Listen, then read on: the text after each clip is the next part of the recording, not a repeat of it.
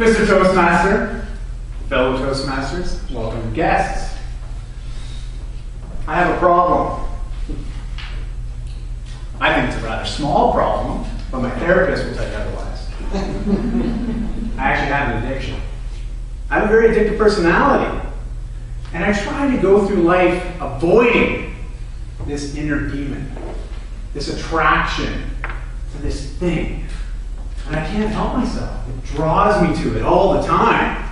It looks me in the face and it says, die, die, die. I have an addiction. And she says the first step to recovery is just admitting I got a problem. Here it goes. I'm addicted to awesomeness! Now, awesomeness comes in lots of different magnitudes. Let's talk about awesomeness in a big way. Look where we are right now. We're on the third planet from a sun, planet Earth, in a solar system, which is found inside a galaxy which contains other solar systems, in a universe that has countless galaxies within it.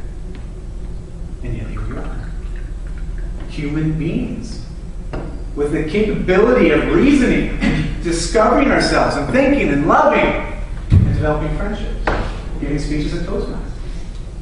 Oh man, if that's not awesome, what the heck is?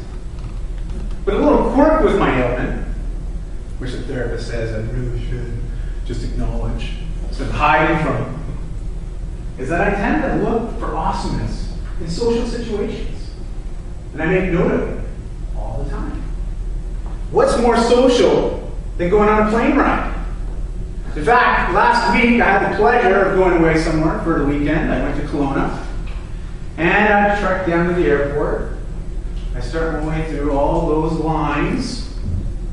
And then there's more lines.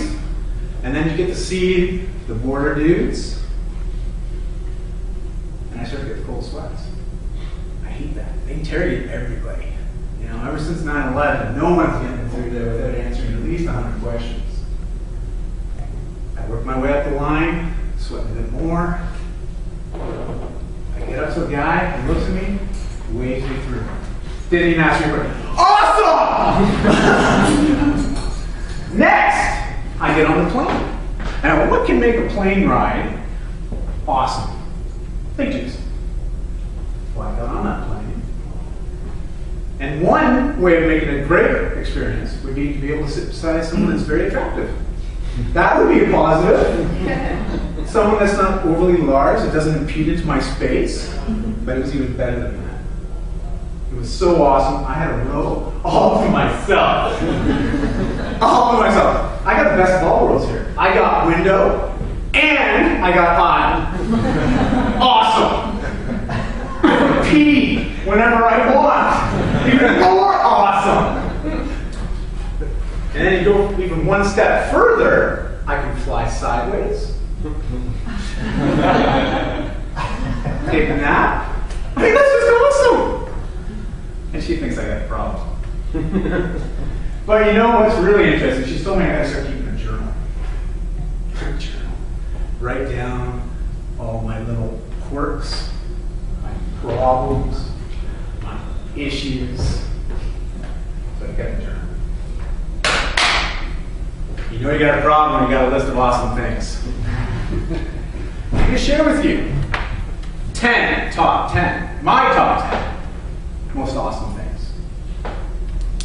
But before you do that, you got to know what is the anti-thing to awesomeness. What's the opposite of awesome? Well, I'll give you an example. It will be for me. You all know my phobia of spiders. Walking into a spider web. Definitely not awesome. What's even worse than that is getting 5 blocks away from a restaurant and it starts to rain and you realize you forgot your umbrella back at the restaurant. Not awesome. It's just not awesome. But even worse than that would be like someone, you're telling a joke and they say the punchline before you can deliver it. Definitely not awesome. But I'm going to share with you right now my top 10 things of awesomeness. First one being, I've gone through a recent experience of dealing with TELUS. I've had to call them numerous times, every day. But I've gotten to the point where you do 1, 1, 2, 1, 2. I've learned it, and I talked to the operator. That is awesome. No more wasted time. Number 2, laughing so hard, you make no noise. Awesome.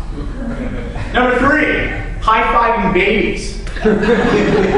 They never, ever leave you hanging. Awesome.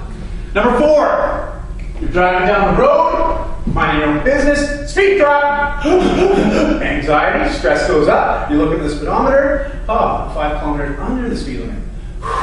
Anxiety comes down. Very awesome. Number 5, you can't find the remote control. You search around for 10 minutes. You find it wedged in between the cushion and the armrest. That's awesome. Number 6, fresh pair of underwear straight out of the dryer. Definitely awesome.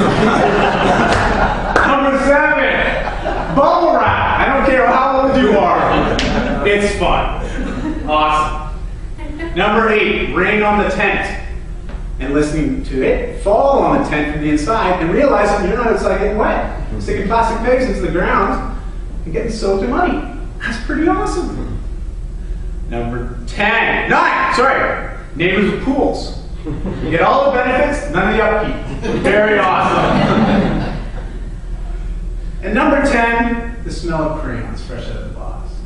I don't know about that one, but I really enjoy it. My kids, they love to draw and color and all that stuff. It's that smell of crayons that brings you back, Remember when you were a child and you had fun, and that's when everything was awesome. So, I gotta say to my therapist, as much as he seems to think I got a problem, you can't shy away from awesome stuff. It's always there. You just gotta take time to take it in. In fact, admitting I got a problem, I can do that. My name is Diamond Well, and I'm addicted to awesome!